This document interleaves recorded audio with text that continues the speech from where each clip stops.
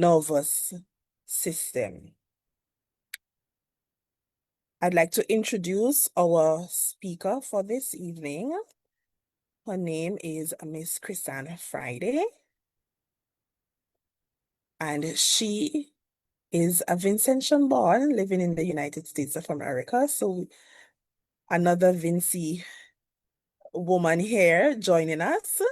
So Krisann is a life and health coach for Black women who are done with survival mode and ready to feel at home in their bodies and in their lives. Her work began with chronic pain and fatigue, and she quickly saw what so many of us already know, that pain isn't just physical.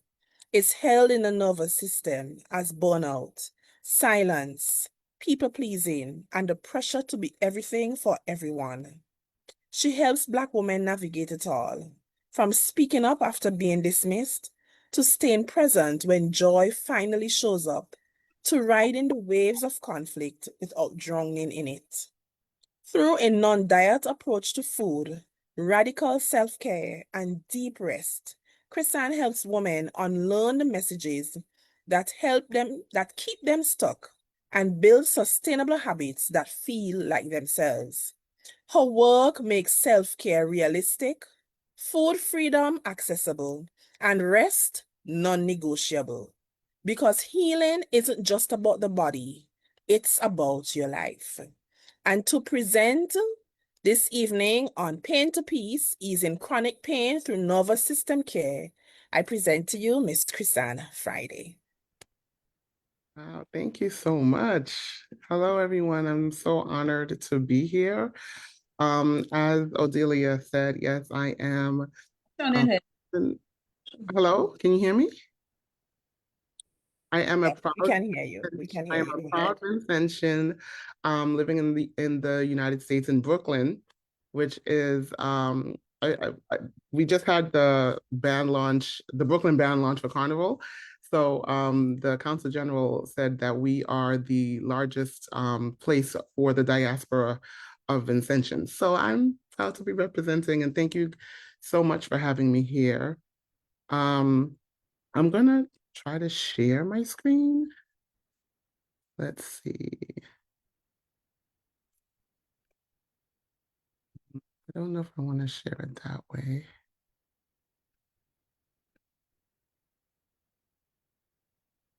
Okay, I want to make sure everyone is seeing the slideshow. Yes, we can. Okay. I don't know how to do it in a way where you don't see the side. So we're just gonna pretend that that's not. Oh, there we go. I got it. All right. Everyone is still seeing the slideshow, yes? Okay, so once again, thank you, ladies. Good evening to everyone. I really want to thank She is Lotus, along with the SVG Association of Endometriosis, Adenomyosis, and PCOS for sharing this platform and allowing me to speak to you all tonight. And again, a special shout out to Odelia and to Alyssa DeGrossa for setting things up and getting everything organized. Um, you guys, everyone in the organization, you're doing really great work, and I admire you. So, as you heard, my name is Krisann Friday. I am a non-diet health and life coach for Black women. And I like to call myself the health coach for Black women because partly because it sounds cool, but mostly because I know how frustrating and isolating it can be when people who are supposed to help take care of your health, you know, like your doctors, nutritionists or dietitians, therapists, health coaches, you know, I know how frustrating that is when they don't look like you, when they don't understand your lived experience, or when they don't listen to you. I'm also part of the Zumba Instructor Network, or ZIN, and I also teach Tai Chi for Health. So I hope that you all received the email about tonight. We're going to learn how to care for your pain, but we're also going to do a little bit of movement. So I hope you're ready. We're not going to do any Zumba or anything like that, but I am going to encourage you to do some movement along with me that can help you in times when maybe you're stressed, um, or just have a lot going on and need to kind of come back to yourself. Okay, so a little bit about me. So my story begins with my diagnosis of rheumatoid arthritis about 10 years ago. Um, and for me, that's when the fight with my body began. I like to think that I'd always considered myself to be a health conscious person, whatever that means, right? But after the diagnosis, I became hyper focused on getting rid of my pain because I didn't want it. I became focused on fixing my body, eating right, and proving that I could still do everything that I used to do. And I was frustrated with myself because nothing seemed to work. And, I tried the diets. Um, I pushed myself to lose weight. I did all the things that I thought would make me feel better and all the things I was being instructed to do. But I didn't want to admit that I was struggling. And honestly, it was exhausting. So at the time, what I didn't know, what I didn't realize was that there was more to what I was experiencing. There was more to my pain than just food and exercise. And over the last decade, through trial and error, and through meeting different people and putting myself in different environments, I've actually learned what it means not to just to survive with pain, but to actually thrive with pain.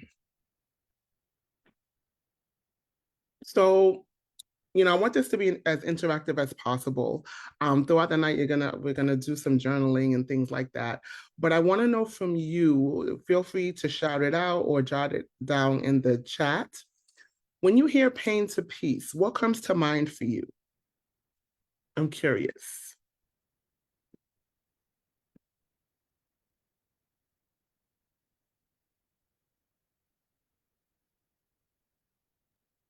I think Anyone? what comes to mind for me would be learning how to live in freedom, Hmm. whatever that might look like, and kind of meeting my body where it's at, Hmm. instead of judging it so harshly for what it can or cannot do.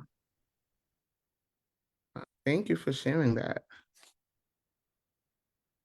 Getting rid of pain. Okay, in the chat, people are saying crossing a threshold, overcoming pain, resolution, relief, not worrying about my body and pain, getting rid of pain. Yeah, I can certainly relate. Those are all really good answers. Many of you are here because you're living with a chronic condition or an illness that causes pain or deep discomfort. And I just want to be upfront about this. Tonight is not about fixing your pain.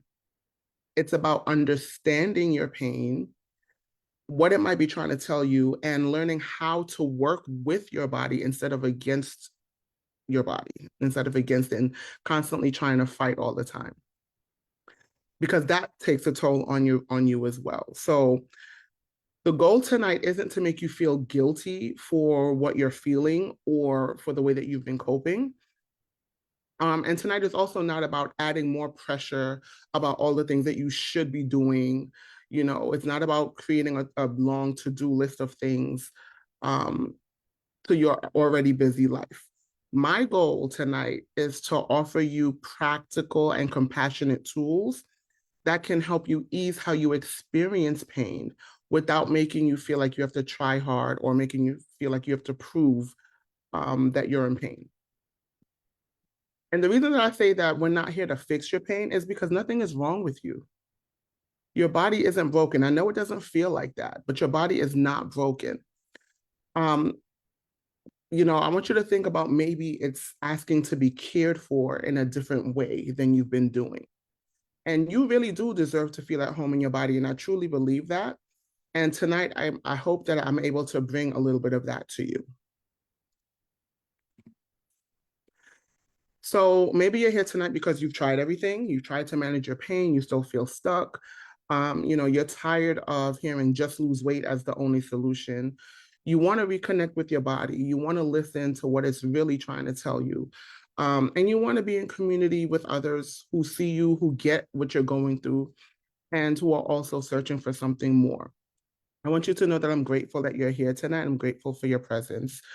As I mentioned earlier, we are going to do some reflection and some journaling. So I hope that you have something to write on and write with.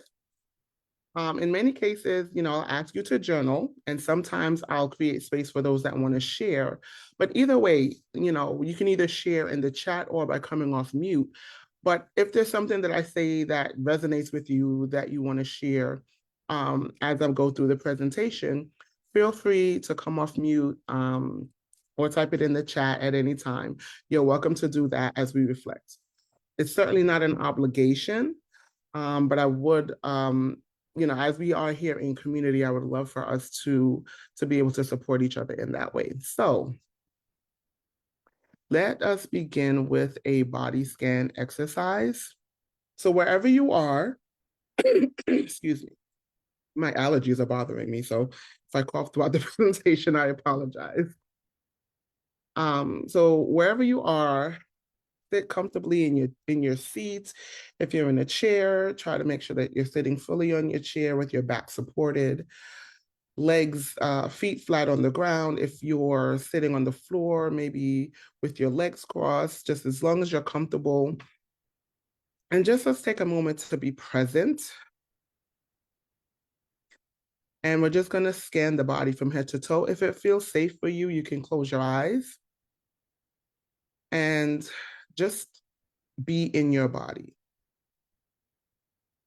We're going to scan from bottom to top. So let's focus on the feet wherever they are. If they're flat on the ground, maybe you're barefoot, maybe you're in slippers, maybe you're wearing socks, maybe you're in shoes.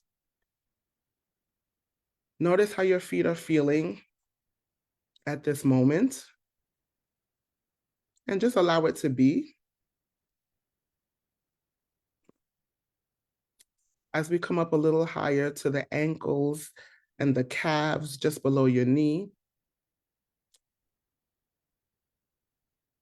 and see if you can just get in touch with how that area of your body is feeling. Is it warm? Is it cold? Is it cool? Is it touching the back of the chair or the legs of the chair? Are they itchy? Are they sweaty? As we come up a little bit higher above your knees to your thighs, both the front and the back of your thighs, how does it feel? Do they feel tense? Do they feel tight? Do they feel tired? Just notice any sensations that might be flowing through that part of your body right now. And let's come up a little bit higher to the hips and buttocks and notice what that feels like. Is there tension there? Is there pain? Is there tightness or any kind of discomfort? Just acknowledge it. Acknowledge its presence. As we come up to the back, lower back, middle back, and around to the abdomen, the belly, where we also sometimes hold tension. How does it feel? Do you feel empty? Do you feel full? Do you feel satisfied? Do you feel shivers in your stomach? Can you feel your breath moving through your belly as you breathe? Do you feel pain in your back? Do you feel tension?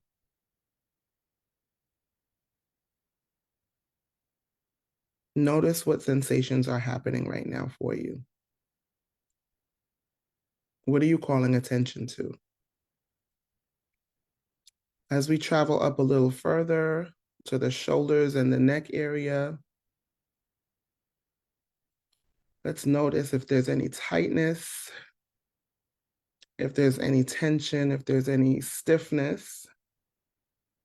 A lot of times we hold that stuff in that area of our bodies.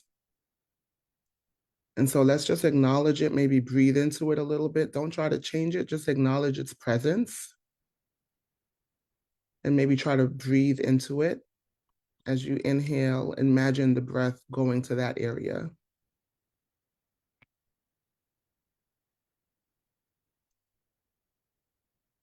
And before we go up to the head, let's extend out to the arms, the forearms, down to the fingers, the fingertips, your elbows. Maybe you feel tingly sensations. Maybe you're cold. Maybe you have goosebumps. Maybe, maybe you're feeling tired from the weight of the day.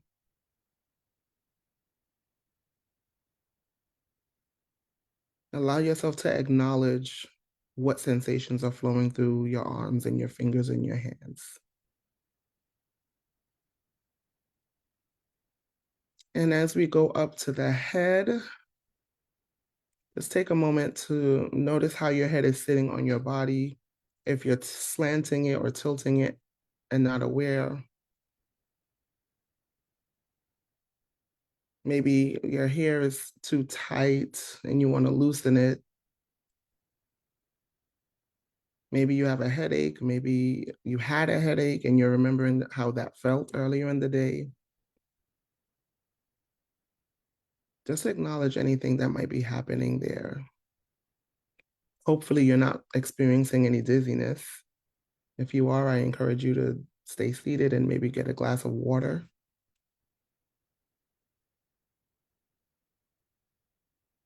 And just in your own time, do another scan from head to toe and notice where you're feeling any kind of tension, discomfort, or where you might just be feeling okay.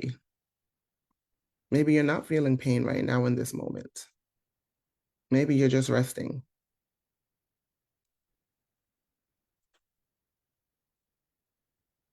Take another maybe 30 seconds to do a quick second scan.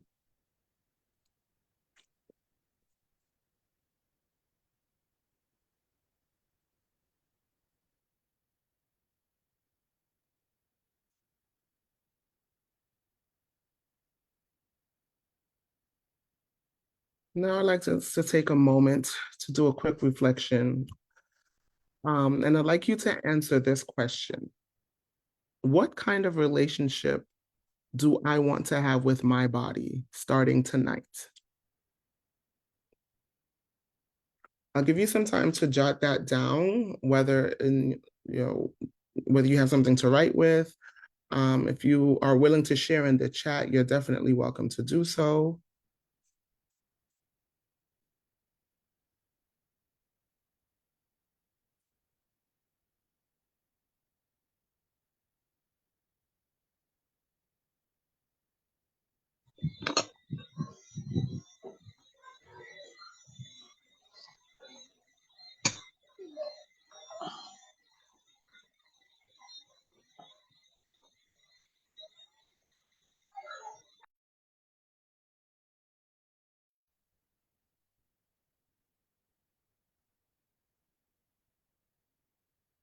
Is anyone willing to share? Harmonious relationship. I like that. Nice.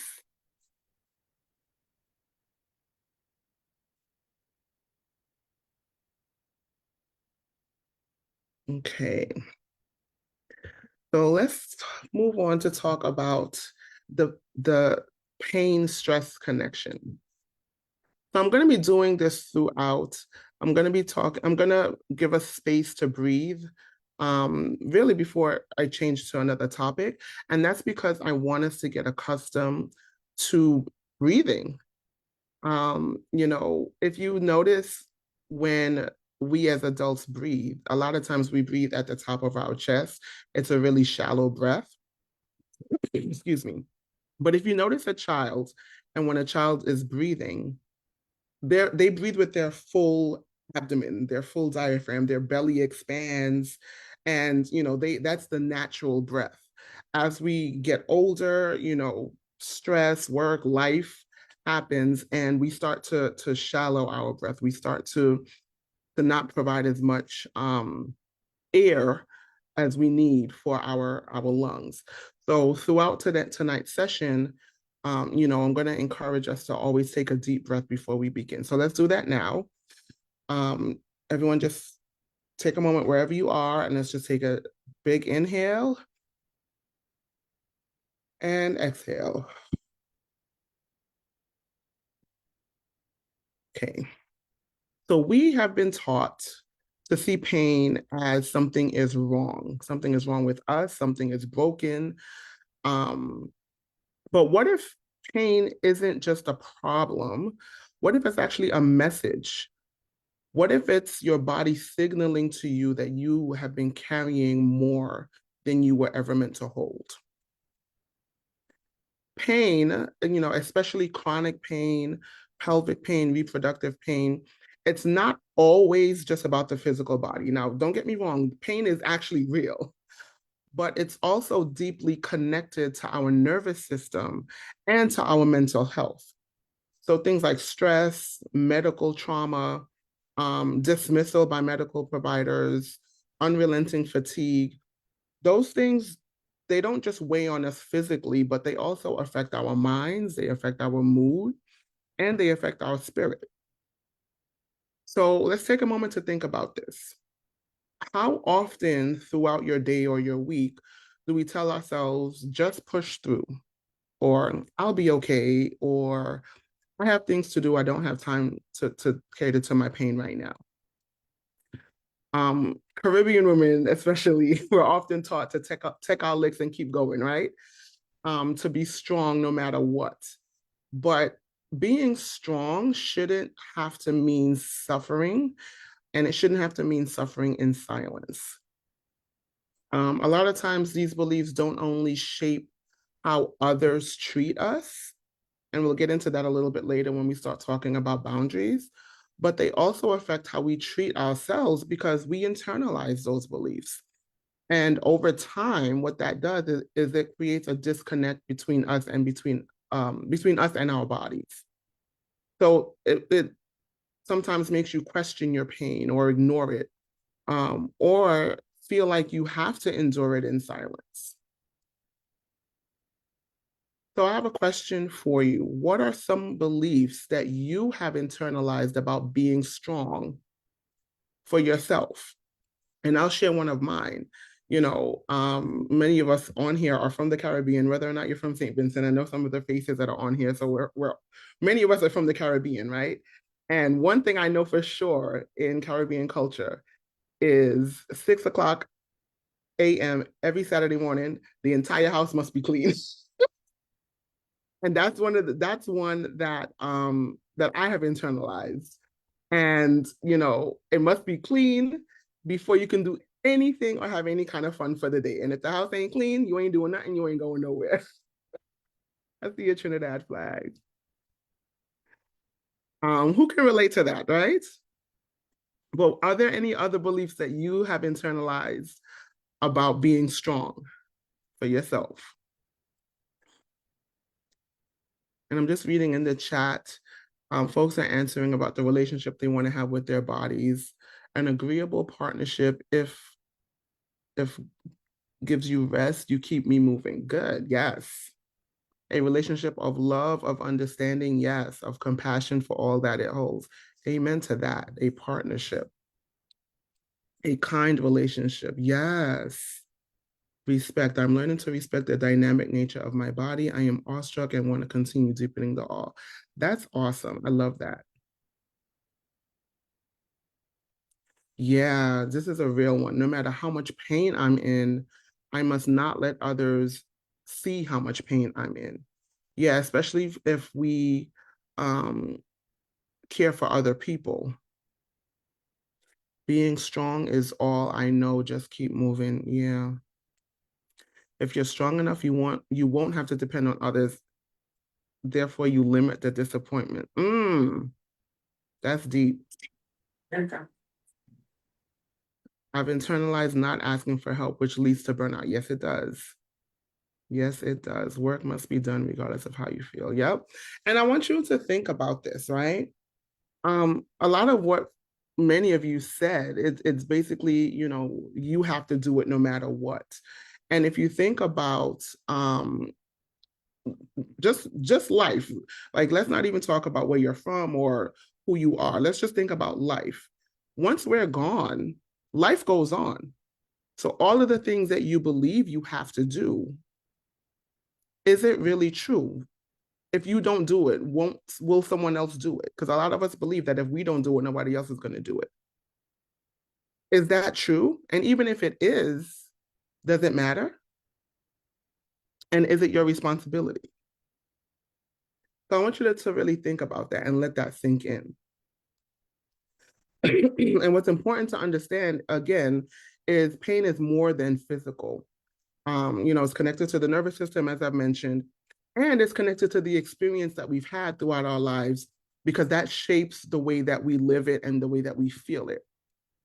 And when we experience stress, especially ongoing stress from work, from caregiving, household responsibilities, financial worries, or just trying to hold everything together, you know, our nervous system goes into high alert. And the more it stays on high alert, the more sensitive it becomes to pain. Um, so I want you to imagine a sponge. Everybody knows what a sponge is, right? Your nervous system is like a sponge. And, you know, when it's dry, it's typically a lighter shade of whatever color it is. And that sponge is meant to absorb water, just like your nervous system is meant to process stress and experiences. So your nervous system does have a purpose. It's meant to process stress and experiences. But if you think about that sponge, when that sponge gets filled to capacity, just a few more drops makes it overflow, right? Just like your nervous system, when it gets overloaded by chronic stress, by trauma, by ongoing challenges, it too becomes hypersensitive. And even small stressors or sensations that wouldn't normally cause pain, you know, can suddenly feel overwhelming because there's just no more room to absorb them. And I'll use myself as an example here. Perfect example was this morning. So my daughter normally takes the school bus to school. She goes to school in another borough, so she typically takes a school bus. And this morning at 5 o'clock in the morning, the bus matron texted me to let me know that the driver wasn't there. That I guess he called out sick or whatever. Now, the older fan would have probably, you know, gotten all upset and cursed him out, or in my mind anyway, and been overwhelmed with, oh my God, what to do? I have this workshop tonight. How am I going to handle it? I had my whole day planned out. But, you know, I've learned not to react in those ways. What ended up happening, I said, okay, I don't know if they're going to get another driver. So I rearranged my day so that I can take her to school. I had a doctor's appointment early this morning, and then I came home and prepared for this evening, right? But imagine if I was in a state of overwhelmed because of that small stressor, how tonight could have turned out, and how unprepared I may have felt.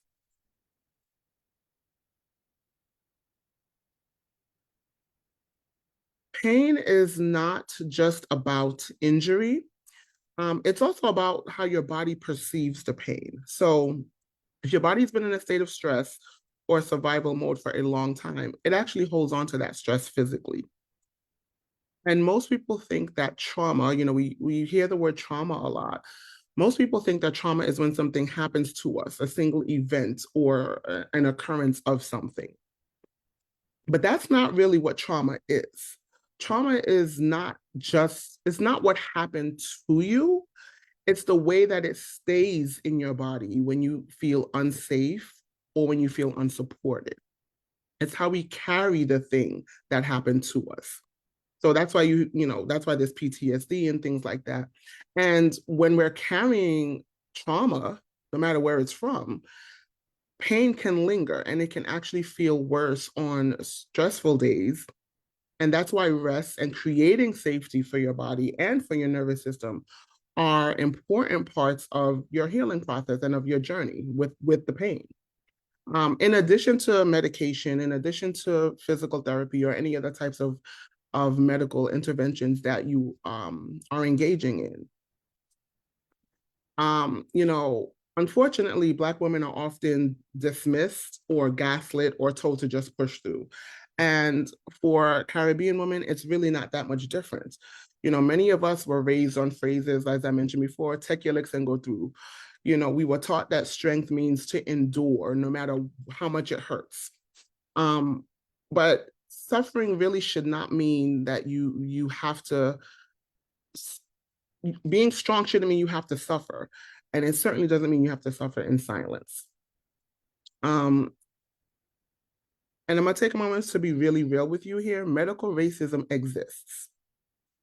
You know, research continues to show that Black women's pain is taken less seriously by healthcare providers, and we often have to fight to be heard and to be believed. But it doesn't only show up at the doctor's office. You know, we've also been conditioned generation after generation to put ourselves last. We wear so many hats. You know, we're mothers, we're daughters, we're sisters, we're aunties, friends, we're caregivers, you know, and whatever else I did not mention, because there's so many hats. And in all of that, we forget that we're also human, right? Um, and before we were all those other things, we were just us. I was just Krisann. Like I didn't come in wearing all of these different hats. And somewhere along the way, we learned to equate strength with suffering and silence, with self neglect, with pushing through. But what does actual strength look like? What if actual strength meant looking like listening to your body, honoring what your body needs? What if it was learning to care for yourself in a way that does not require you to suffer and does not require you to prove that you're worthy, even though you're in pain?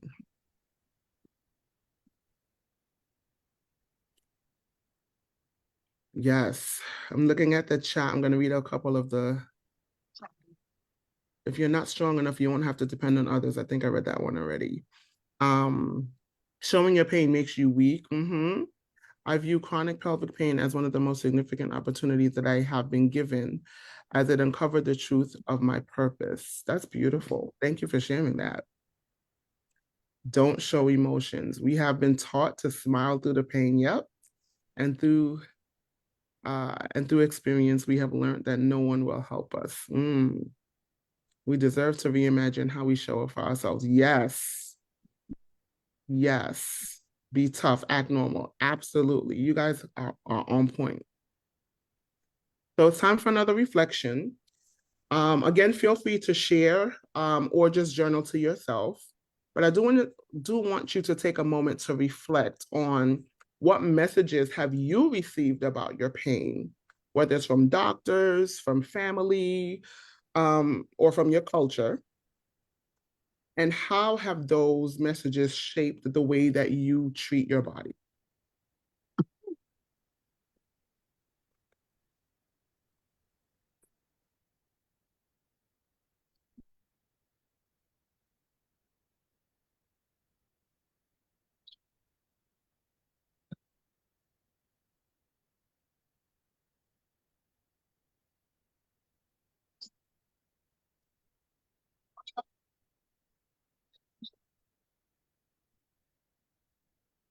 Someone says you have to keep up the tough persona. Yes, Karen.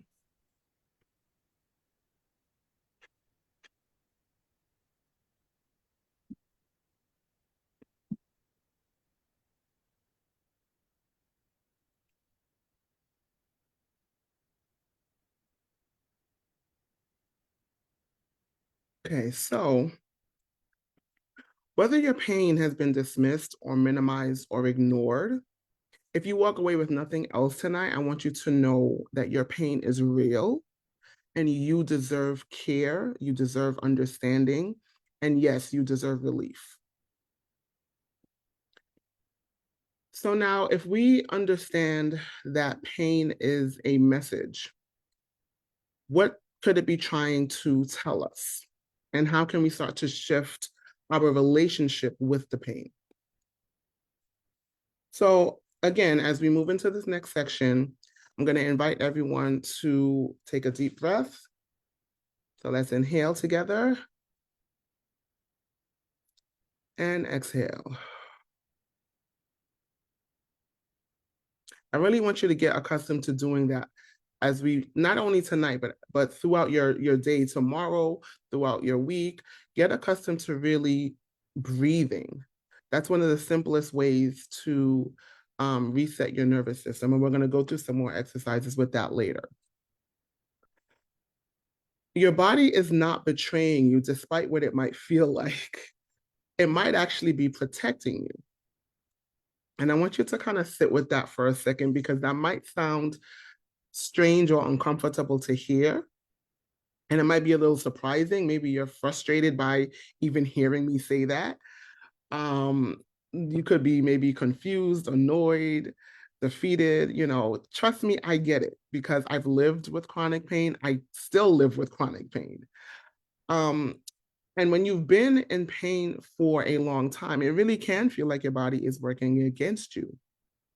But what if we started seeing that pain not as the enemy, but as a real signal of your body trying to get your attention? And I want you to think about it like this. I don't know how many of you have your own children, but somewhere in your life there's a child, right? Imagine a child tugging on your sleeve, and whether they're saying mommy, auntie, whoever you are to that child, imagine that child tugging on your sleeve, mommy, mommy, mommy, right? And at first, maybe you're distracted or you're too busy to respond. You're not paying attention. You're trying to get something done, trying to do the dishes or, finish cooking dinner or make the bed or put away the laundry, right? How many of us have laundry sitting on the couch or on the bed waiting to be put away? But imagine just that child, mommy, mommy, mommy. And they just keep on tugging because you're not paying attention. They keep on trying to get your attention.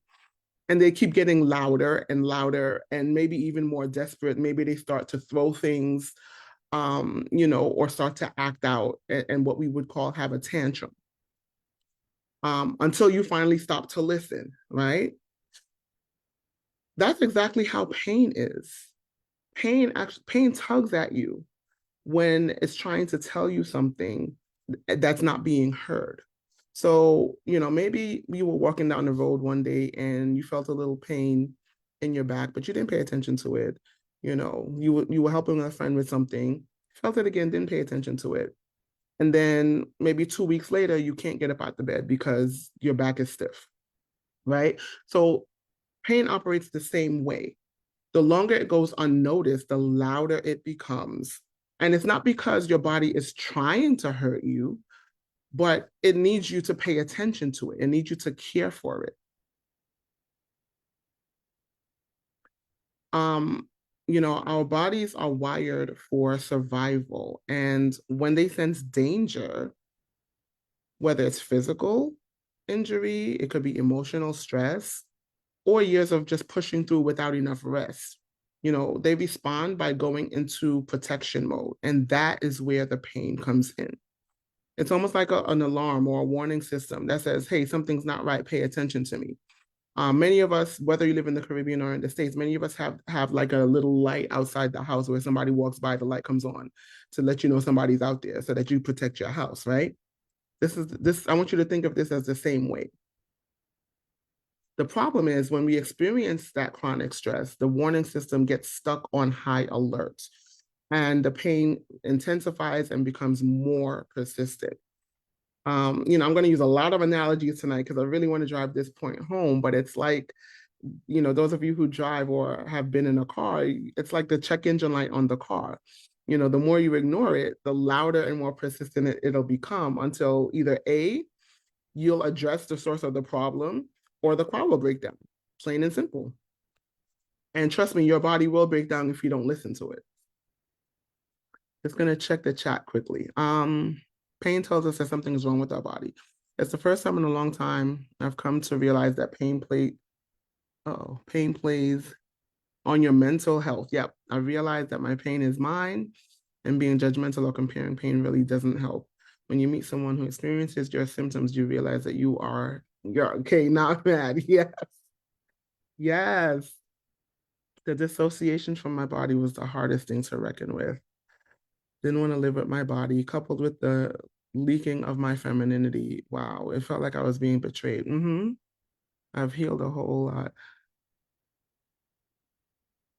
Wow, that is so beautiful. Thank you so much for sharing that, Holly, to get back into my body and feel it then. Wow, well, hopefully tonight's session will help you to do that. Holly, thank you so much for being vulnerable and sharing. So a few quick points, and then we'll move on. As I mentioned before, pain is not just about what's happening in your body, but it's also about what's happening in your nervous system, whether it's work, family, the weight of being expected to carry it all. Your nervous system doesn't get that chance to reset. So instead, it stays on that higher alert plane, and it makes those pain signals stronger and more frequent, even if there is no immediate threat. Just like, you have a pot on the stove and the water is boiling and it's boiling over. It's not boiling over because the heat is too high right now in this moment.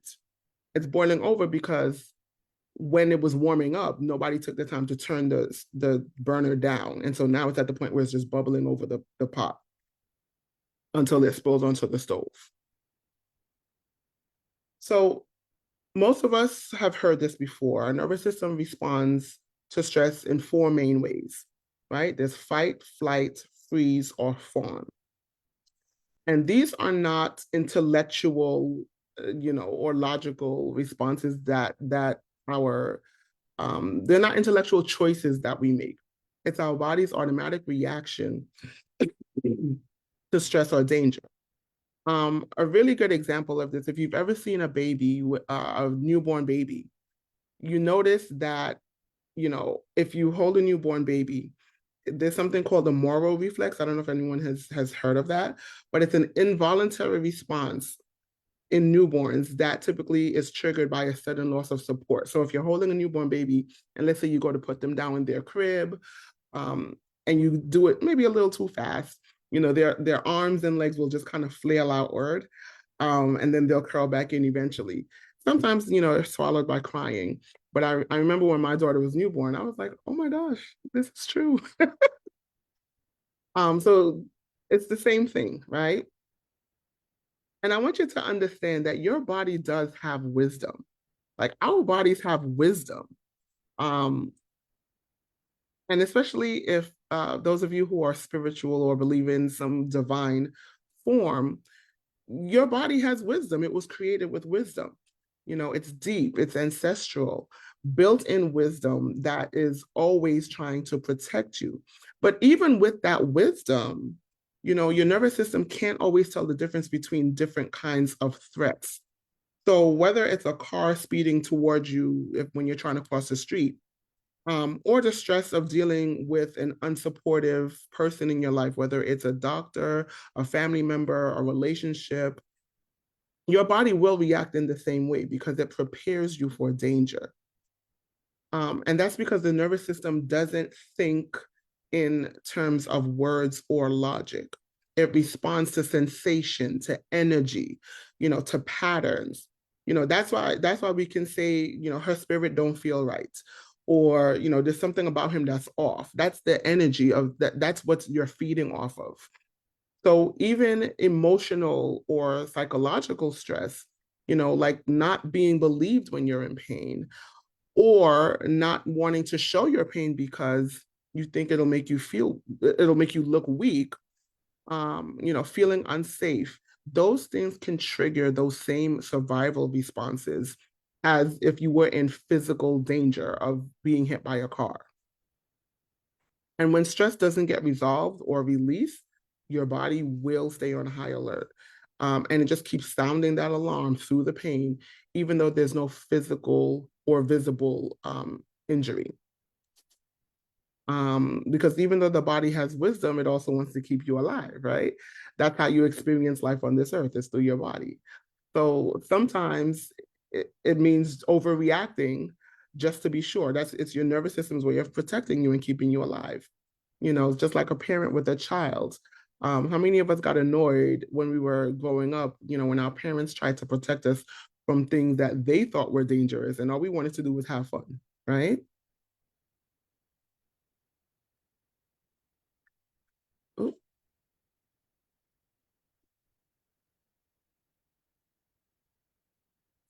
All right, so think about your own patterns in your daily life and when you're under stress. Which of these responses do you recognize in yourself? And there's no judgment here, right? We're all human. We all have these responses. But which ones do you recognize in yourself? Feel free to drop it in the chat or come off mute and share. And I'll just explain a little bit for if anyone is unfamiliar. So the fight response, that top left corner, you might feel tension or irritation, or feel like you're out of control and you need to control things. Maybe your body feels tight. Pain can definitely show up as maybe headaches, clenching the jaw, or muscle tension. Then there's flight mode, the sister who got her luggage packed and she's ready to go. You might feel restless in your body or anxious, or feeling like you need to escape. Maybe this shows up as racing thoughts, or if you have difficulty relaxing, it can mean that you're in flight mode, or even physical pain that makes you want to kind of withdraw and not socialize or maybe not do things that you enjoy. Then there's freeze, where you feel stuck, you feel numb, or just disconnected from everything. You might be at the point where your pain is feeling heavy or like you or your body is shutting down. And then the fawn response is kind of like that people pleaser. The young lady who got her thumbs up and she's smiling at you, everything's okay. Yep, I'm gonna do it. You focus on keeping others happy, even at your own expense. And you might even ignore your own needs, which can make pain worse over time. All of the above. Yep, depending on context. Freeze. Okay.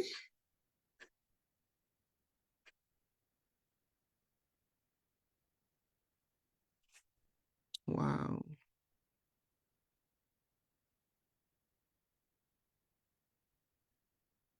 My condolences go out to you, Melissa.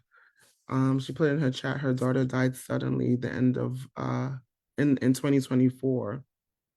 And she's feeling pain and it's tearing her apart. I'm sorry that you have to go through that. My hope and prayer for you is that you do get the support that you need in order to go through it and be able to process that pain.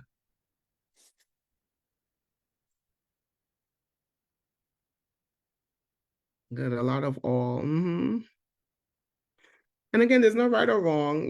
These are just ways that our bodies tries to keep us safe. But when we get stuck in these states is when the pain lingers. And the good news about that, the other side of that, is that we can actually work with our nervous system to gently shift out of that high alert mode and into a place where we actually feel more at ease.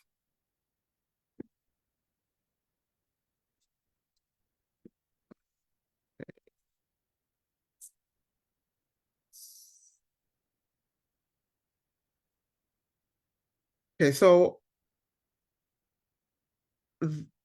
this is why chronic pain can persist or intensify. So it's not that your pain doesn't exist or it's all in your head or it's not real. It absolutely is real. But your nervous system is just stuck in that alarm mode.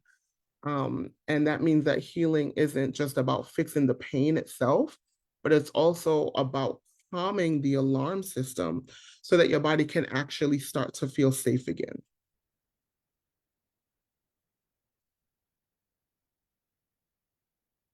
Okay, so now I'm going to stop sharing for a second. Okay, so now we're going to transition and do a little movement.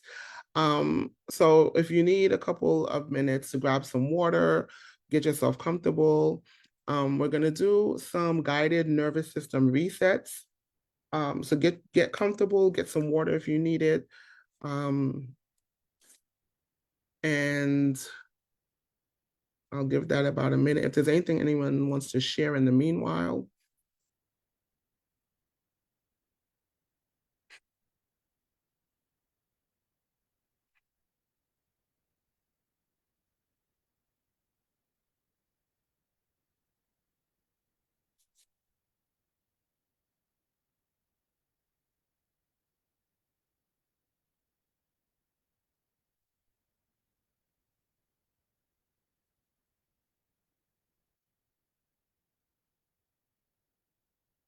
Okay, so we're gonna take a moment to pause and just center ourselves. I know we've been talking a lot about how pain shows up and how pain and stress are connected and how the nervous system plays a role. So now we're actually going to practice a series of quick guided exercises to help you reset the nervous system. You don't have to force anything. Um, allow yourself to be here, to be present, do what you can. There's nothing that you need to fix. There's nothing that you need to figure out. This is just an invitation for you to connect with your body, maybe in a way that you've not done before. So the first one that we're going to try is a exercise, a breathwork exercise called box breathing. It's one of my favorite breathing exercises, and I find it to be very effective. So the reason it's called box breathing is I want you to think of a box. It's 4 sides to a box. So each side has a part. So the first part, we're going to inhale for 4 counts. Then the second side of the box, we're going to hold that for 4 counts. Then we're going to exhale for 4 counts. And for the last side of the box, we're going to hold at the bottom of the breath for 4 counts. Okay, so we're going to do it together. So make sure that you're in a position where you can be comfortable, your posture is supported. And let's start. We're going to inhale through the nose for 4 counts. Hold for 4 counts. Exhale slowly through the mouth for 4 counts. And hold for 4 counts. Once again, let's inhale through the nose. Hold for 4 counts. Exhale for 4 counts. And hold for 4 counts. One more time together. Inhale through the nose for 4. Hold for 4. Exhale for 4. And hold for 4. I'm going to let you continue that on your own. I'm going to count it for 2 more sets. Inhale through the nose for 4. 1, 2, 3, 4. Hold for 4. 1, 2, 3, 4. Exhale slowly for 4. 1, 2, 3, 4. And hold for 4. 1, 2, 3, 4. One more time. Inhale for 4. 1, 2, 3, 4. Hold for 4. 1, 2, 3, 4. Exhale for 4.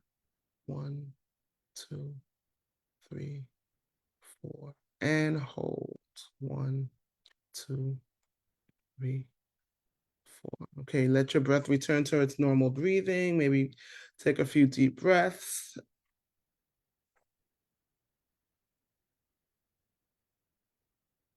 And as you do this, notice if there's any tension in your body as you take these deep breaths, as you return to your normal breathing. See if you can soften your shoulders or even unclench your jaw. Now let's take one more deep breath before we move into the next exercise. Inhale and exhale. So now we're going to do a simple shoulder roll and neck stretch. I want to invite movement into this area of the body because we often hold stress in our shoulders and our neck. So we're going to loosen things up a bit. And the reason I'm choosing these exercises is not because you don't know them or not because maybe you've never done it before, because I'm sure you have, but I want to show you how simple it can be to do throughout your day. So we're going to start by rolling your shoulders up, back, and down. Up, back, and down. And remember to breathe as you go. So as we go up, we're going to inhale and exhale. Inhale and exhale. All right, now let's reverse the direction of the shoulders. So let's go back up and forward, and remember to breathe. Again. One more time. All right, notice how that feels for your body. Now gently just sit, with your back and posture supported and shoulders relaxed. And gently lean your head to the side and just drop one ear down towards your shoulder. And feel that stretch along the side of your neck and just hold it for a few breaths.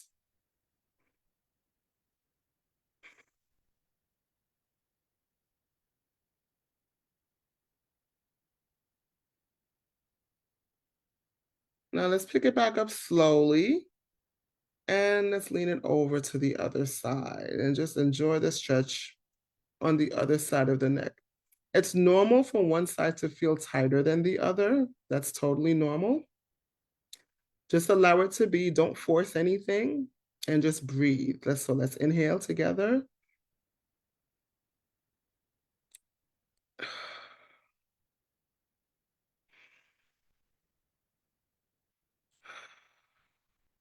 One more time.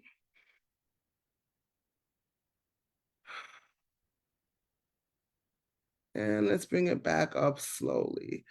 And maybe just roll the shoulders again to release any tension that still is left there. And if that felt good, maybe you can tilt your chin down towards your chest and stretch the back of the neck that way. And you can even take it back up and go backwards. Nice and slow, controlled movements. Not too fast. Don't rush it. Just allow your body to do what it does.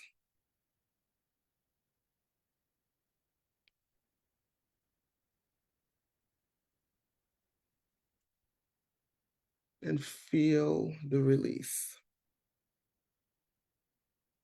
Okay, now we're going to activate what's called the vagus nerve. So if you've never heard of the vagus nerve, it's a nerve that runs from your brainstem down throughout the body, and it plays a key role in calming the nervous system. And one way to stimulate it is through vibration. So we're going to hum together. I have to take a little bit of my tea. Okay, so we're going to hum together. So we're going to take a deep breath in, and as you exhale, I want you to hum as if you're singing the lowest possible note that you can, okay? So we're going to inhale together, and we're going to release it in a hum. Once again, let's inhale.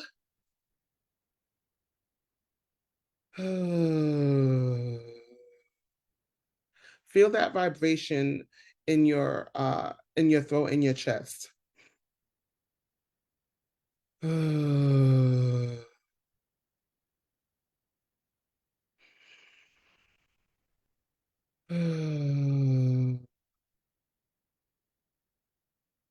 do it a couple more times.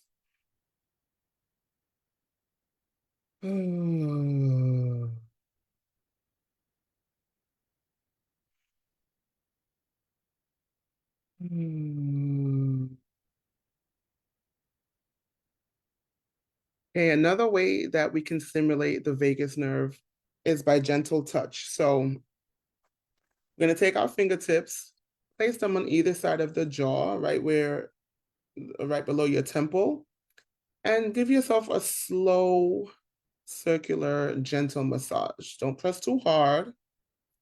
And as you do it, just allow your lower jaw to relax. If your eyes are open and you're looking at me on the camera, you can just see my lower jaw. Just allow it to relax. And you can go in both directions.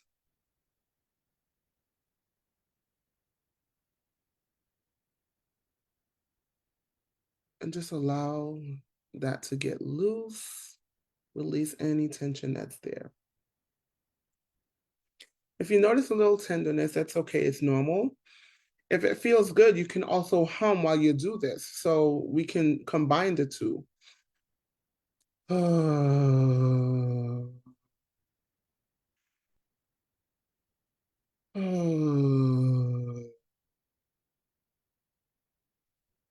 Okay. Now we're going to move into a somatic release. So if you're able, we're going to stand up. I'm going to move my chair to the side here. Make sure that you guys can see me. Okay. Hope everyone can see me. Yes, we can see you. Okay, good. So this might feel a little bit silly, okay? So it's okay. I promise you that it is powerful. And I want you to think about, okay, when animals experience stress, you know, those of you who live in the Caribbean, you see dogs all the time kind of shaking it off, right? Literally. But we as humans, we tend to hold it in, you know. So right now we're going to let go of some of that stuck energy and we're going to shake it off. If you have kids around you, this is a fun one to do with them as well, because they know how to naturally shake off their energy, right? So we're going to start by just shaking out your hands, loosen the wrists and fingers, let it travel up to your arms, your shoulders. Now, I'm gonna just shake one leg at a time, just shake it out. And it doesn't have to be a violent shake. It could just, you're just loosening your joints, getting all of that energy that's stuck in there. Think of when your kids are running all over the place and you want them to sit down and just, you know, keep quiet. We're just gonna shake. I know it feels silly, but it also feels so good. All right, so give yourself this pleasure. Notice any sensations. Notice how you're feeling, tingling, lightness in your limbs, right? This is how your body releases stress in real time. So just shake in any way that you can. If you want to get your head involved, you can get the head shaken too, right? All right. So nothing too crazy, right? We're not doing cartwheels and flipping all over the place and doing push-ups and all of that. All right, so let's take a moment to come back together, come back to stillness. And place your hand over your heart or over your belly if that feels more grounding for you. I like to do it up here. And just take a deep breath. And I want you to think about, what did you notice as we did those exercises? How does your body feel compared to before the exercises? Feel free to unmute and share. I'll check the chat in a minute.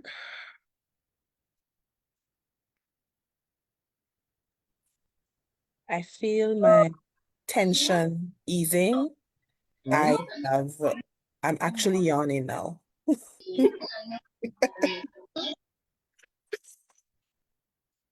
Awesome. Oh, good. Oh, good. I'm so happy that this really helped a lot of folks. I do this at work sometimes. Yes, these are great practices to do them at work. The reason that I chose these is because I wanted you to be able to actually do them. You know, yoga is great. I love yoga. Um, Meditation is great. I have to get better at my meditation practice, but you can't always do those. You can't always bust out in downward dog in the middle of a conference meeting, right? So these are things that you can do every day, every minute of your day. You can do them at work, you can do them at home, you can do them in the bathroom. There are things tools that you can actually use to help you when you're in that state of high alert. Like I can put, wait, all right, Karen. Yes, it's a simple, quick Relaxing. I felt tension actually walk out of my body. Yes. And that is the goal, right? Because we're already in pain. Like chronic pain is part of our identity, right? But it doesn't have to define us. So how about we find a way to work with it, to process it, to release some of that extra stress so that we don't have to hold on to that and the pain.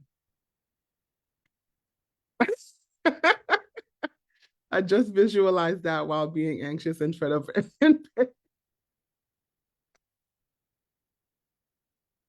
Oh, good. It simply just felt good. Oh, good. My joints were really aching due to weather, and the breathing and movement helped me calm my body. Good. Yes, it's supposed to be refreshing and rejuvenating. So I hope you guys will take that with you from tonight's session. You know, oftentimes as we grow into adulthood, we forget what it's like to just be in our bodies. But, I have a 6-year-old daughter. She often reminds me not on purpose, but just by being herself. She will be home. She'll ask me to watch a movie. I'll put on a movie. And then she's flitting all over the place, up and down the steps. Zyla, are you watching the movie? Yes, mommy, I'm watching the movie. But she is bouncing all over the place. And so sometimes that's a reminder to me that, that's just her releasing energy. And it's normal. We are supposed to release energy, and holding on to everything that we hold on to sometimes is what makes our pain so intense. Okay, so let's see if we can get this share screen back up.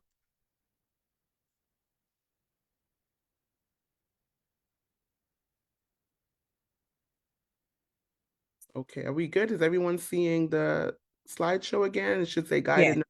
Is that Yeah. perfect? Thank you. Yeah. Okay, so we've talked about pain, we've talked about the pain, the connection with stress, understanding how it impacts the nervous system. We did a quick reset, and some tools that I really hope that you will take with you so that you can reset your nervous system, excuse me, when things start to feel heavy. But now I want to shift focus a little bit because I want to talk about the role of weight stigma and internalized narratives in the healing process. So we're going to talk about exploring self-judgment and the weight of expectations. Um, we live in a world, unfortunately, that tells us our pain is our fault.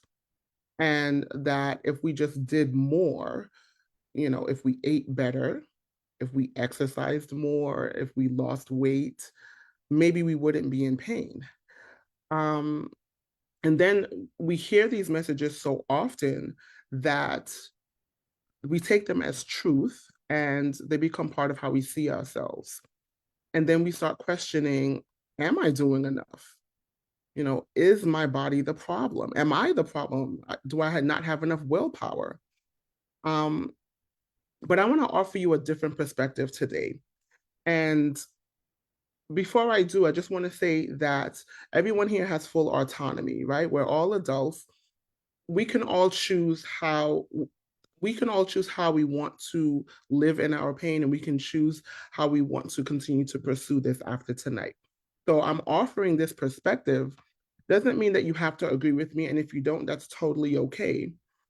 Um, but what I want to offer you is that your pain is not a failure. Healing is not about fixing yourself. It's about supporting yourself. Weight stigma is very real in our society, and it deeply affects how pain is treated, especially for Black and Caribbean women.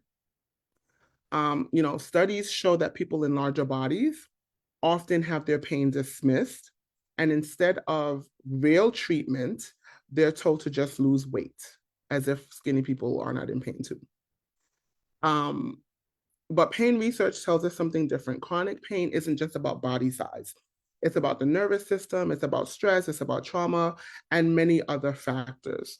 So when medical professionals choose to only focus on weight, they completely miss the bigger picture altogether, right? So if you have ever felt dismissed by a doctor or have been told by anyone that your pain would go away if you lost weight, um, you know, again, I want you to know your pain is real and you deserve to find care that actually supports you and helps you. Healing isn't about shrinking. Since our cultural expectations have convinced us that the smaller we are, the healthier we're going to be. But healing isn't about shrinking your body size. It's actually about expanding your capacity to care for yourself, expanding your capacity for rest, expanding your capacity for nourishing your body, um, and expanding your ability to experience ease. And, you know, maybe some of you have heard this before, maybe you haven't. Um, but I'm gonna say this because whether or not you've heard it before, we all need these reminders because I know I also need them myself. Healing is not or shouldn't be punishment. You don't have to earn rest. Your worth is certainly not measured by how much you weigh or how much pain you can endure. Your body is not asking you to shrink it, it's asking you to listen to it. So, what if instead of pushing yourself harder to do all of the things that you should do in order to not be in pain, what if you asked yourself, what does my body need? What would feel supportive to me right now? And take a look at the chat.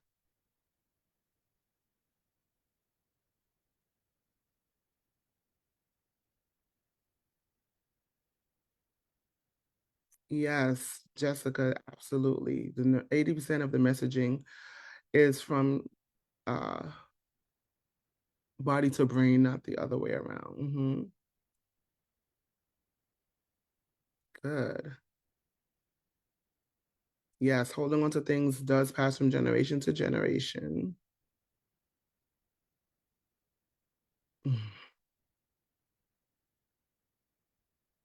Wow, yeah, I was once told by a doctor to take Omega XL. I totally got dismissed. Yeah, absolutely. And there's nothing wrong with taking supplements. There's nothing wrong with taking vitamins. There's nothing wrong with taking medication. All of those are totally fine. Um, but dismissing everything else to just focus on that one thing is not the answer.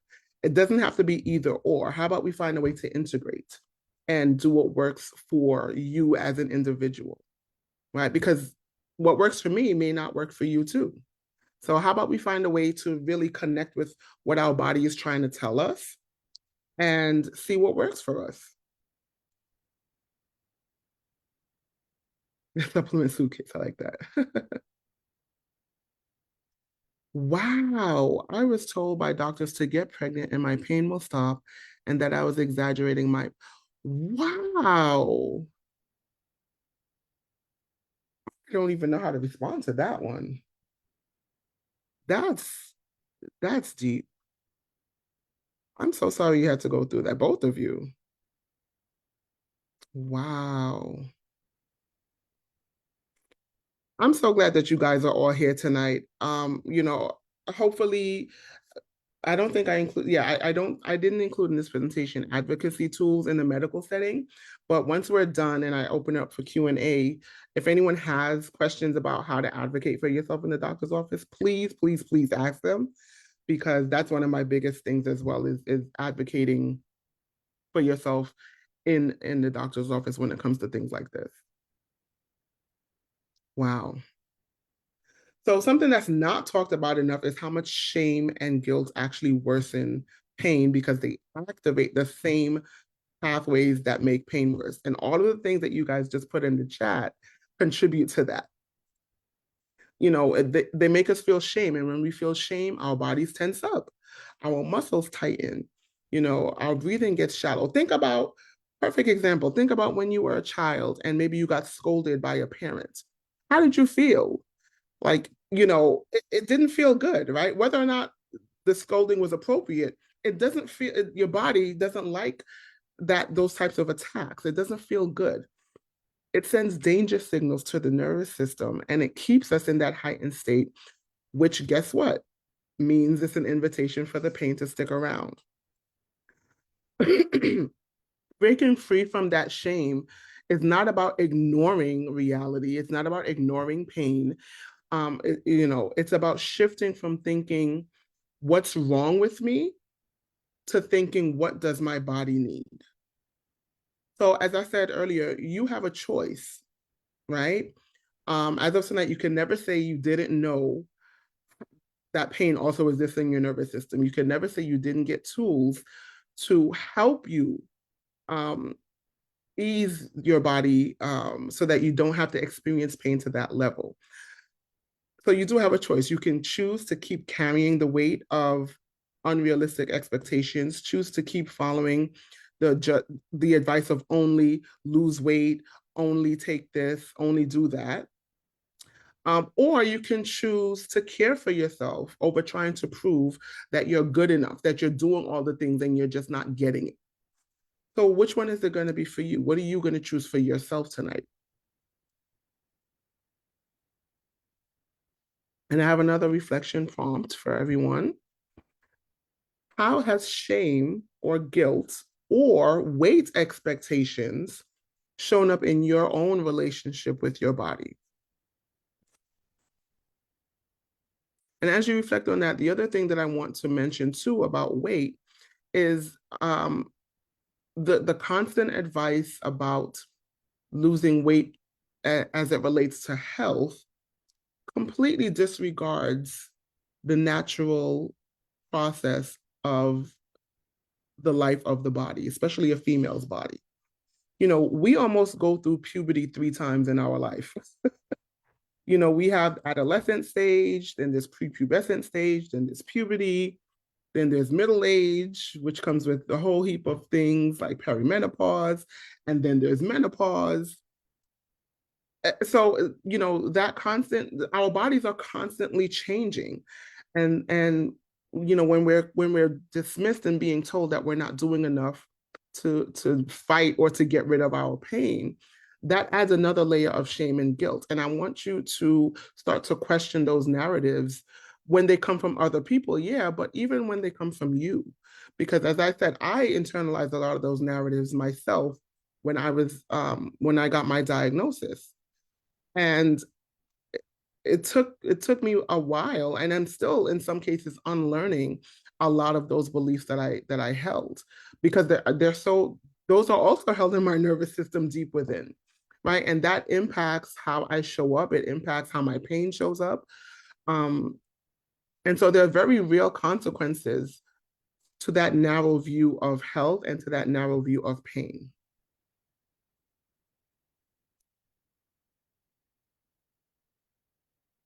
Yes, reframing, what does my body need? Mm-hmm.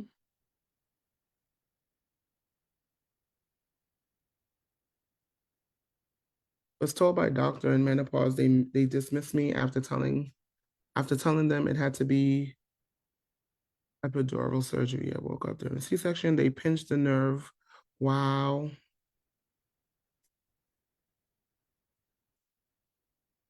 And was still in pain. Exactly. Exactly. And I never understand the thing that gets to me with the whole weight loss narrative. What do you tell people who are thin and in pain? Do you tell them to lose weight? Like, what is it that you tell those people? Give me real advice. Give me real medical care, right?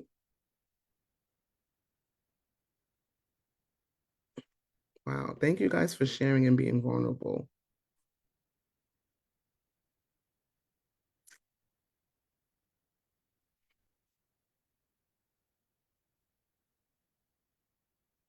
I want to give 2 examples of how shame and guilt have shown up for me in my relationship with my body. The one one with shame I'll share is I did used to think my weight caused my pain, and that it was the reason that I was diagnosed with RA. Because at the time that I was diagnosed, I was about 10 years out of college. So, you're living life, you're working. Um, I'm not on the college campus anymore, so I'm not active. You know, not exercising as much, what have you. So I thought that that was the reason that I had RA. Um, and even now there are times when I experience pain or a new pain, where I think about weight and I have to question that, and I have to stop myself from continuing to perpetuate that narrative to myself. Um, and over the years, I've learned to question that validity of those narratives because, as I said, now even with my pain, I'm active. I'm a Zumba instructor for God's sake. I teach Tai Chi, and when I get a chance and my body allows me, I spend time outside. I go to the park, I walk. Um, and as I said before, if you think about it, there are also people who are living in smaller bodies who also experience pain. Rheumatoid arthritis is not a fat disease. There are no fat diseases. There are thin people and people who are heavier who have the same diseases and who experience pain. Another story I'll share as it relates to guilt, I guess, in terms of what I used to tell myself is, when you're having company over and you do the whole thing, you set the table, you bring out your good dishes and the mats and the cutlery has to match and all of that, right? So in our household, typically what happens is, my mom will when we have company come home, my mom will cook, and my sister will do most of the heavy lifting as far as helping to set up. Now, I used to feel so guilty because I couldn't help as much. And in Caribbean terms, it means you're lazy, right? When you're sitting down for you can't help. Um, but I had to realize that it didn't mean that I was lazy. I wasn't any less of a person, and my value was not determined by my productivity in that situation or in any situation. Um, and what I chose to focus on was what I could do instead of what I couldn't do. So maybe I couldn't lift a heavy pot of rice, but I could sit at the table, set the table, fold the napkins, put the cutlery down, lay out the glasses. Um, so what I'm saying here is that I learned and I'm still learning how to work with my body, how to work with my pain, instead of shaming myself or guilting myself, which has actually intensified my experience of pain. So when you're thinking about your own reflection, about how these expectations have shown up in your relationship with your body, if it feels heavy, I want you to know that that's okay. And I want you to gently remind yourself, and if you can repeat this after me if you like, either out loud or in your head. My body is not my enemy. My pain is not my fault. I deserve compassion, not criticism. And I'm going to say it again. My body is not my enemy. My pain is not my fault. I deserve compassion, not criticism.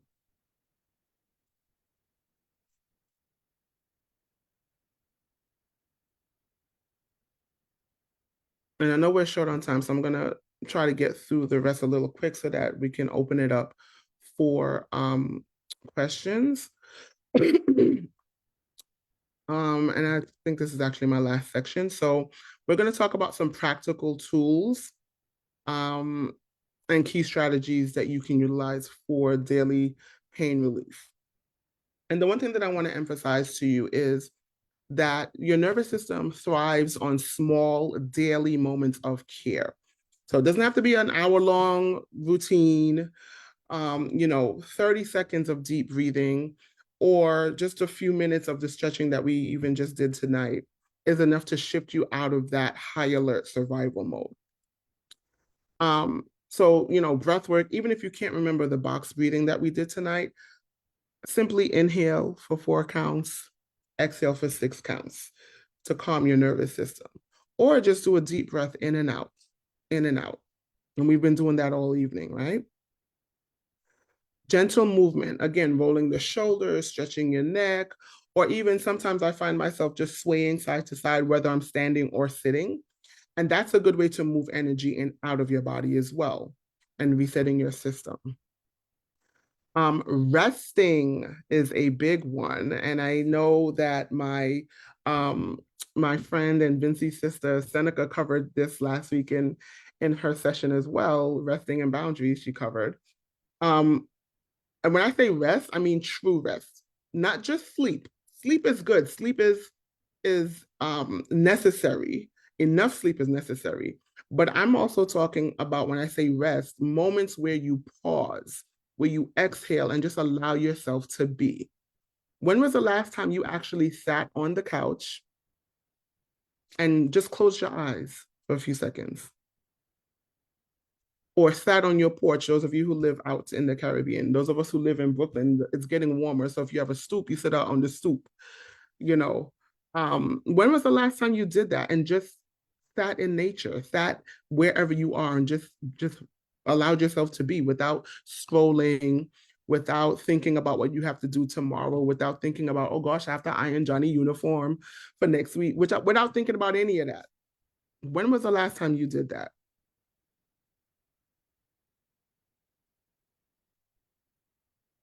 And what is one small way that you can create a nervous system reset in your day?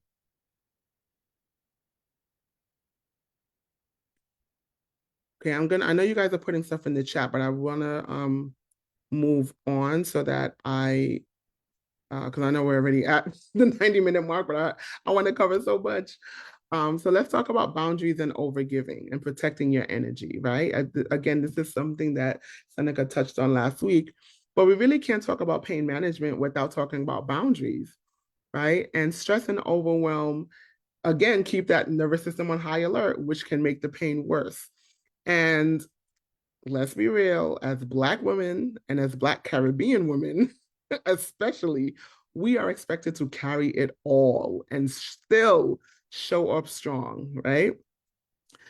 So saying no without guilt is an act of nervous system care. It doesn't make you selfish, it makes you self-honoring.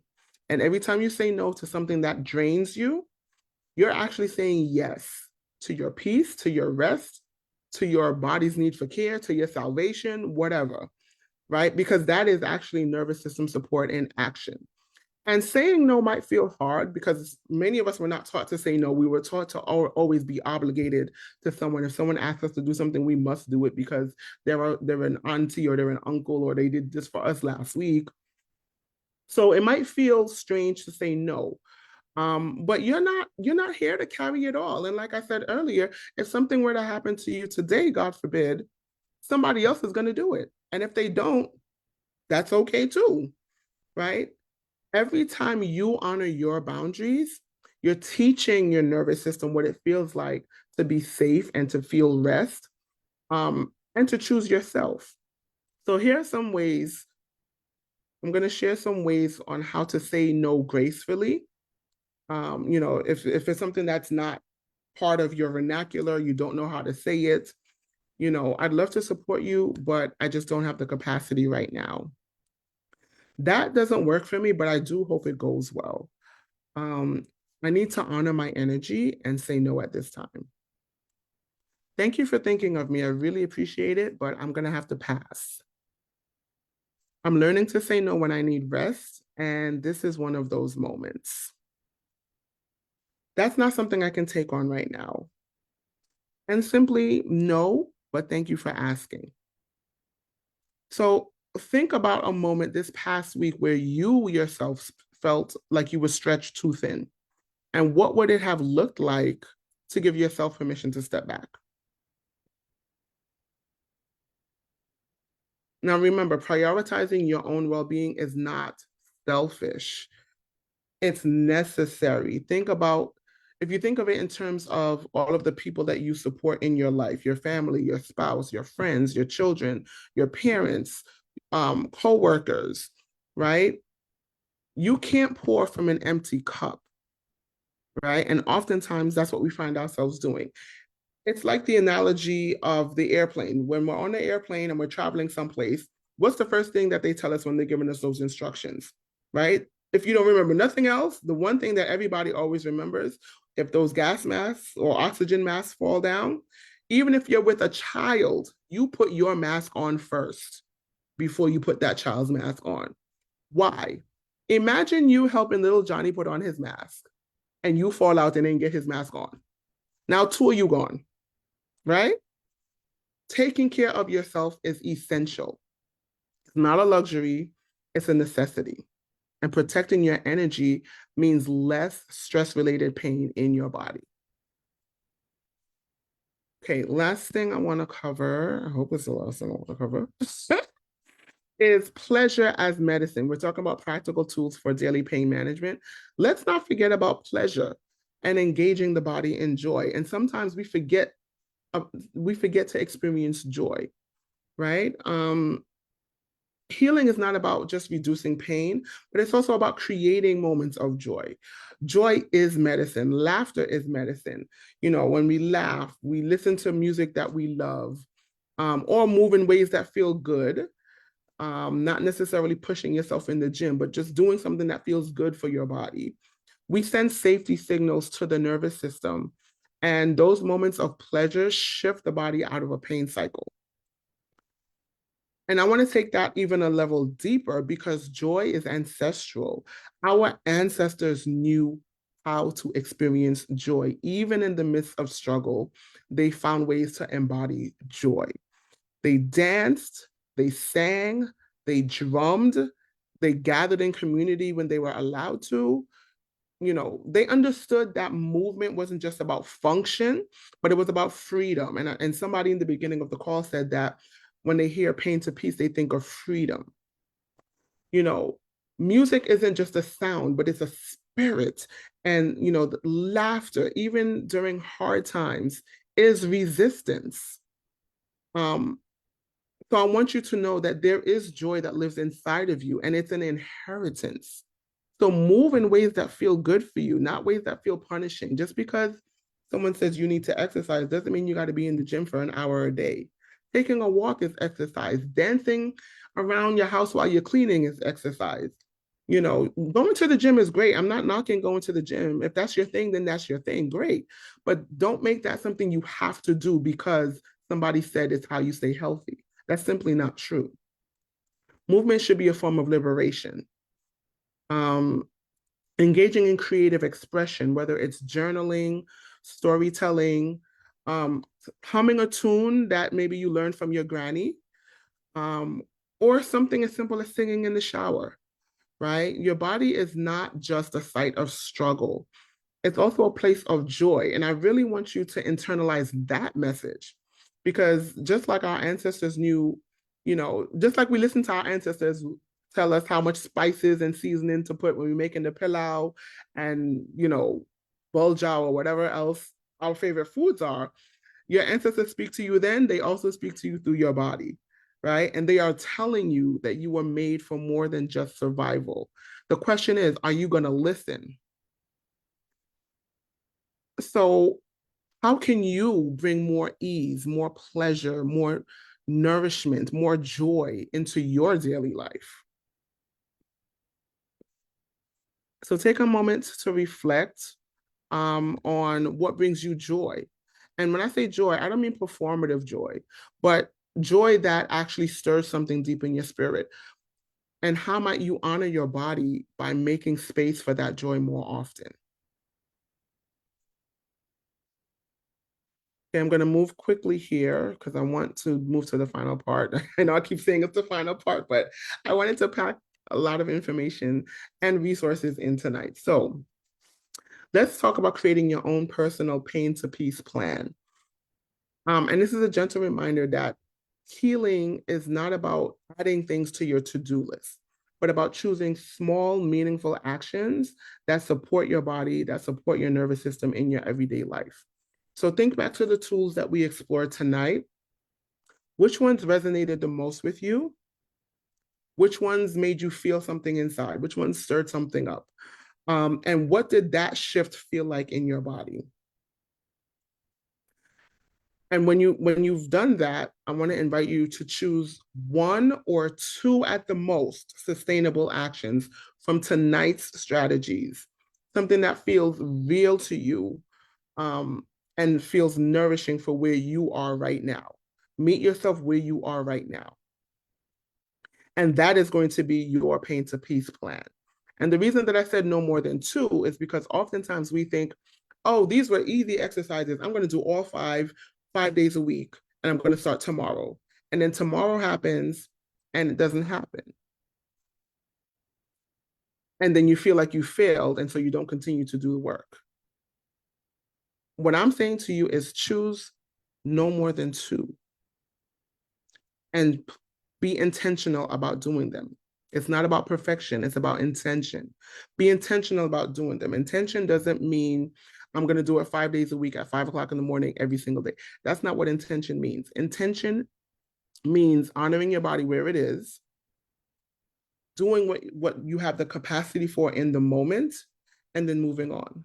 But just being aware of that is what that is. And with that, I'm done. I had to rush a bit at the end, but I know time is upon us. So just a quick reflection. I want you to repeat after me out loud to yourself or even in your mind. I am learning to trust my body. I am worthy of ease, and I am not alone in this.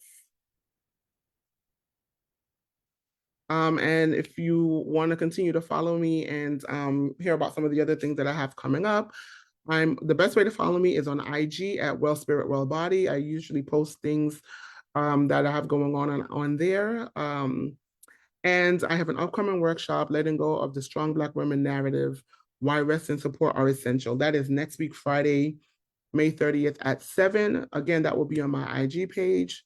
The workshop will be free. So definitely reach out to me if you are interested in attending that. And with that, I am done. And once again, thank you to Shia's Lotus and the SVG group for hosting me. Thank you guys for your time. I know we're a little bit over, but I really wanted to get that information in there. So Thank you so much, Krisann, for that informative and much needed presentation. I think there were a lot of gems coming out from that. I certainly learned a lot, and I think some of the things that resonated with me were the fact that you said, we shouldn't be shrinking ourselves. That's something that's very, very important because I think, with so much hats that we wear and so many things that we do, we tend to kind of shrink ourselves and even not see our pain in the way that it should be seen, right? So that it could be paid attention to. So that's something that really resonated with me. As well as the ways to say no gracefully, right? Because along with that strong woman narrative, we tend to try to push through the pain to get things done. So, being able to acknowledge that, there might be some challenges and how to say no during those times, those are things that resonated. I don't see any questions currently in the chat, but I'd like to encourage persons, if you do have any questions and you're okay, you could put them in the chat. You can unmute your mic, and you can ask and we'll have Krisann answer these. But thanks again so much. It was really an enlightening session. it was such a pleasure to be here. And I see messages in the chat I haven't even gotten Yes, to. a lot of them are really persons just sharing their lived Yes, experiences and really showing appreciation. yes, and I appreciate you guys for your participation, for being here, for sticking it out past the 90-minute mark. I just got so excited because you guys are so involved, and I was like, I think we were also excited too because you got us moving. So that was a good thing too. The practical exams or practical experiences here, I think that kind of worked really well for us. Are there any questions? Any questions? I had a few. but then you answered some of them throughout. I Okay. think just about two that I still had some questions on. And if not, and we still just have a bit of time, maybe you could share with us on the self-advocacy, like tips for Oh, self-advocacy, yes, if that's yes. okay. Yes. So, um, do you have a specific question about self-advocacy, like a situation, or? Oh, not specifically for me. My Okay. questions were more related to like how do we develop a more compassionate inner voice? So that was one that I had, and more about the role of like community and Mhm. safe connections in terms of healing our nervous system and our emotional wounds. So those Oh, were my two. okay, so let me address the advocacy ones first. For those of you Okay, no problem. who are wondering ways to advocate for yourself in medical situations, particularly if you have a diagnosis, a very good resource is there's a website called Health at Every Size. Um, and it's really like a movement. It's based here in the US. I don't know exactly what state, but it's a movement that advocates for people to have access to adequate healthcare no matter what their body size. But in addition to that, they also provide on their website something called Health Sheets, SHEETS. So if you Mm-hmm. look up Health at Every Size Health Sheets, you will be able to see a number of conditions where they have questions and commentary that you can use actually in a doctor's appointment, particularly if your doctor is hyper focused on weight loss as the solution to your medical problem. Let me see if I can pull it up really quickly and I'll share it in the chat. Oh yeah, I have it Okay, actually fine. as a bookmark. So that's one good resource that I always like to share with people. Um, Another thing that you can do in medical settings is if weight loss seems to be the focus of the conversation, one real question that you can ask is, what would you recommend to a thinner person or to someone in a smaller body? BMI is a big thing in the doctor's office nowadays. And I have a talk saved that I'm working on called The Bullshit BMI. I hope everybody's okay with me saying that. But I didn't want to. I have a talk called The Bullshit BMI that I'm going to do probably in the fall. The BMI is not a scientific tool. And so the fact that it's used to dictate health outcomes is astonishing to me. And so what you can say to a doctor is, well, what would you recommend for someone with a normal BMI? Because then that shifts the focus to the actual issue that you're there for. And it takes it off of weight. So those are two questions that you can ask as a self-advocacy tool in the doctor's office. Another one is, can we get back to the issue that I came here for, please? You know, and you can be respectful about it. You don't have to be ghetto or loud or whatever. You can be respectful about it. And there's always the option. Well, I don't know how it works in St. Vincent or in the Caribbean, but Caribbean. was the option in the States to get a second opinion and to go somewhere else, depending on your insurance. So let me not even, because things are changing with that too. So those are some ways that you can advocate. Now, remind me the topic of your two questions quickly. Oh, one of them was with regards to the One was community. compassionate inner voice. Okay. So I have them written down, right? How do we develop a more compassionate inner voice? And then the role of community and safe connections. Okay, so the compassionate inner voice is a really good one because that's the key to really allowing yourself the permission to feel better. So you have to want to change your perspective. You know, I said earlier, we all have full autonomy here. You don't have to believe what I believe. You don't have to believe in what I'm sharing. But if you do want to believe that there is another way to approach dealing with your pain and dealing with your health, then you have to be willing to question narratives. You have to there were some words that I shared at the end. blanking out here. I am learning to trust my body. I am worthy of ease. I am not alone in this. Repeat those to yourselves, particularly when maybe, maybe tomorrow something might happen where you think, oh, damn, if I was 10 pounds lighter, I wouldn't be experiencing this. That's an opportunity for you to actually ask yourself, is that true? Now we have the awareness.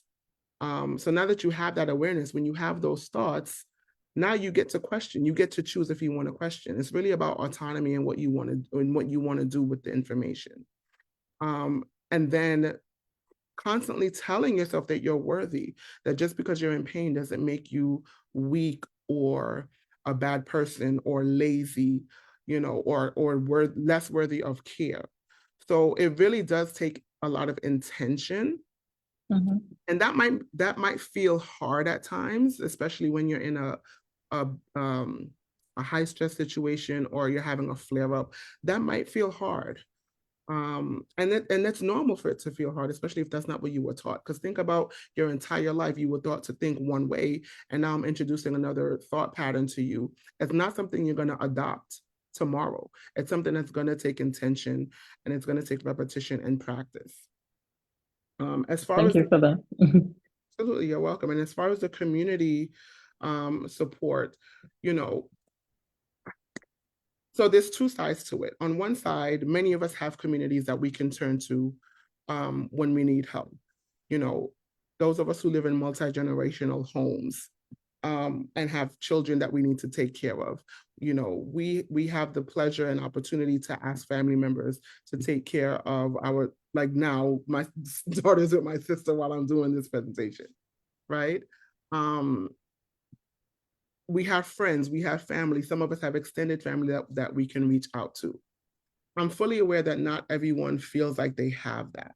Whether or not that's true, I'm fully aware everyone feels like they don't have that. But there is somebody in your life that you can talk to, that you can say, hey, I need help here. Maybe not necessarily to watch a child or for childcare, things of that nature, but there's somebody that you can talk to or open up to that can help you release some of that stuck energy that we talked about earlier, right? And if there is not somebody that you can think of at home, maybe at work, maybe somebody you see on your way to work that you see on a regular basis, and maybe you exchange greetings. And if not, then there are professional resources that are available as well. And I know that's a big stigma in our community, but mental health it's real. And, a lot of the things that we talked about tonight, I just kind of touched the surface, but talk about spiraling into depression and spiraling into other negative thought processes and behaviors and how that can ultimately end up, so continuing to have these forums, I think, is important because somebody on here may not have a community, but you guys have already built a community that they can join.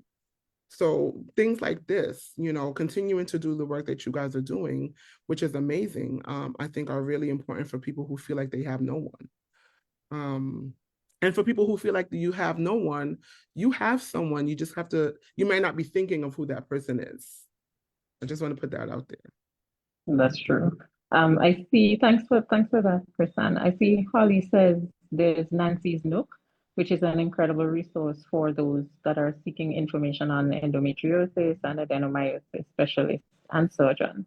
And you could find the forum on Facebook. So that's Nancy's Nook, Nook, Nancy, Nancy. And Christine was saying some additional tips that she has used to advocate for herself during medical appointments is asking why they are ruling something out and if that rationale can be documented in the appointment note. And two, request a copy of the appointment note. Those are really good tips. Really, really good tips. Absolutely. Yeah. So I don't see any more questions. And so in keeping with time, we just want to say on behalf of all of the members of wait, I see something. Okay, so Holly just sent the link there. Hmm. Ah, All okay. right. Someone was asking when our next Zoom session is. Oh, As of right now, we don't have anything set up for June. We're hoping maybe to have something in person, but our next scheduled session will be for Fibroids Awareness Month, which is in July. July. We're having a wonderful speaker come to speak to us July 10th. It's July 10th, which is a Thursday, also at 7 p.m. Thank you for that, Liz. Okay, so we just want to say on behalf of the Shares Lotus team, thanks to everyone for coming out. We know that, it's been a busy day for many, and we just really appreciate you taking the time to be a part of this session. We also want to extend our sincerest gratitude to you, Krisann, for this lovely presentation, for getting us moving and for teaching us, well, getting us to also question ourselves and to learn things about ourselves and our body and moving from pain to peace. So thank you so much to everyone. Liz, Odelia, do you have any final questions, any final thoughts, any comments? No, just to say thank you again, Krisann. I, shook it out and did my stretches and started yawning, and I think I'll sleep real good tonight. So Good. thank you for that. Having me. Thank you so much. I really appreciate you allowing me on your platform and continue to do the work that you guys are doing. It's amazing. Thank you all for Thank you. still on. Thank you. And I just wanted to thank everybody who turned out tonight. We really appreciate your presence here. Sometimes when you plan sessions, you're not really sure if people will turn out, but I'm thankful that you guys came out and you were so participative or participatory, and you were engaging with each other. That was really heartwarming to see. And we look forward to seeing you at our next session. And remember Krisann's session next Friday as well. So go follow her on IG, so you can get the details for that session. It sounds really interesting. And I hope that, right, she has put her Yes, IG yes, put it. page in the chat. So go follow her so that you can join that session and follow us as well, because we do have sessions regularly. And we are hoping to have the one in June in person, as Liz said. So let's cross fingers that we'll be able to have that session in person, because we're always on Zoom and we would love to, meet up in person in St. Vincent and the Grenadines. I So can't wait to meet you guys. yeah, next time you're home. So hopefully we'll be able to have that in-person session, but our next Zoom session will be in July. So look out for the details. We'll be talking fibroids, as it will be Fibroids Awareness Month. So thank you again, everyone. We really appreciate you. I'm Odelia Thomas. I'm president of Shares Lotus, and we had Kimet and Alicia, our vice presidents. So thank you for being here and have a good evening, everybody. Thank you, Adelia. Thanks, everyone. Good Thanks, night. everyone. Have a good night. Good night.